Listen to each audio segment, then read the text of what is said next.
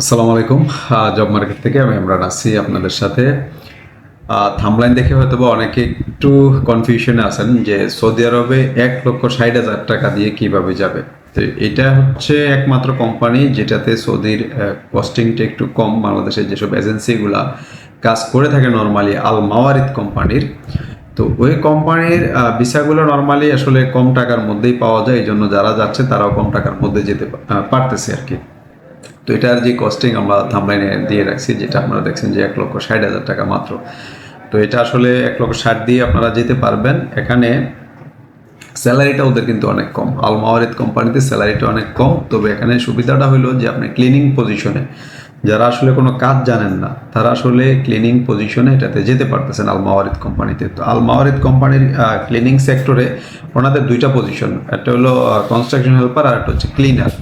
তো নর্মালি ক্লিনারের জন্য কস্টিংটা অনেক কম এবং স্যালারিটাও কম, এবং কনস্ট্রাকশনে যেটার স্যালারি একটু ভালো আর যারা যেটাতে চয়েস করেন আর কি। তো আমি ক্লিনারটা নিয়ে কথা বলতেছি। আমাদের সামনে যেহেতু একটা ডেলিগেট আছে, এটা হচ্ছে 29 এবং হচ্ছে 30, 29 এবং 30 তারিখ হচ্ছে জুলাই মাসের এটা ডেলিগেটটা হবে। যারা ইন্টারভিউ ফেস করতে চান সরাসরি আমাদের এখানে আসলে হবে। তবে এটার জন্য কিছু টার্মস কন্ডিশন আছে, যেটা হলো ওরা লোকজনগুলো যেহেতু দেখে নিচ্ছে, বয়স, ওজন, এই ব্যাপারগুলো ওনারা কিন্তু দেখে নিচ্ছে। তো এটার নর্মালি বেসিক যেই ডিউটি 8 ঘন্টা, হ্যাঁ বেসিক ডিউটি কিন্তু 8 ঘন্টা। 8 ঘন্টার জন্য যে স্যালারিটা ওনারা ফিক্সড করেছে সেটা হলো সৌদি আরবের 700 রিয়াল, মাত্র 700 রিয়াল। এখন বলতে পারেন যে ভাই এত কম রিয়াল বেতন পাবে, এত কম বেতনে কেন যাবে একটা লোক? তো নর্মালি আসলে এখানে যাদের বাজেট কম, যে ভাই আমি বেশি টাকা দিয়ে যেতে পারবো না, আমাকে অল্প টাকায় যেতে হবে, এখন কোম্পানির কোনো টার্মস কন্ডিশন কিন্তু আমি চাইলে এখান থেকে চেঞ্জ করতে পারবো না। তো ওখানকার যে কোম্পানি আল মাওয়ারিদ, এই কোম্পানির আসলে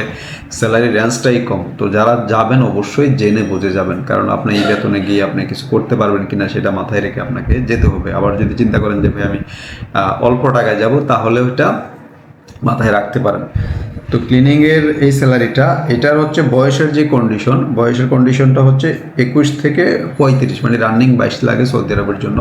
ম্যাক্সিমাম 35 পর্যন্ত, মানে 35 পর্যন্ত এটাতে লোক নেবে। আর উচ্চতা হচ্ছে আপনার 5 ফিট, মিনিমাম উচ্চতা 5 ফিট হওয়া লাগবে। প্লাস হচ্ছে আপনার ওজনের যেই ওনারা একটা দিয়েছে সেটা হলো 50 কেজি, মিনিমাম 50 কেজি হওয়া লাগবে। এবং যাদের শরীরে টেটু আছে, বিশেষ করে যে হাতে এরকম টেটু যারা করেন, এই ধরনের লোকগুলা কিন্তু ক্লিনিং সেকশনে যেতে পারেন। এবং আল মাওয়ারিদও কিন্তু নিচ্ছে না। বিগত দিনে আমরা অনেক রেস্টুরেন্টে ডেলিগেট করাইছি, যেমন KFC, বাস্কিন রবিন্স, এগুলাতে কিন্তু ওরা দেখে হাতের কবজি পর্যন্ত দেখে। তো যারা আসলে হসপিটালিটি সেক্টরে কেরিয়ার করতে চান, ক্লিনিং সেকশনে যারা কাজ করতে চান, তাদের এই জিনিসগুলো কিন্তু নজরে রাখতে হবে। কারণ আপনাদেরকে নিয়ে ওরা এমন একটা প্রজেক্টে দিবে, সেটা হতে পারে হসপিটাল, হতে পারে মার্কেট, হতে পারে এয়ারপোর্ট। এই ধরনের প্রজেক্টগুলোতে কিন্তু আপনার ফিজিক্যাল ফিটনেসটা অবশ্যই থাকা লাগে, এবং হচ্ছে নেট অ্যান্ড ক্লিন থাকা লাগে যতটুকু সম্ভব।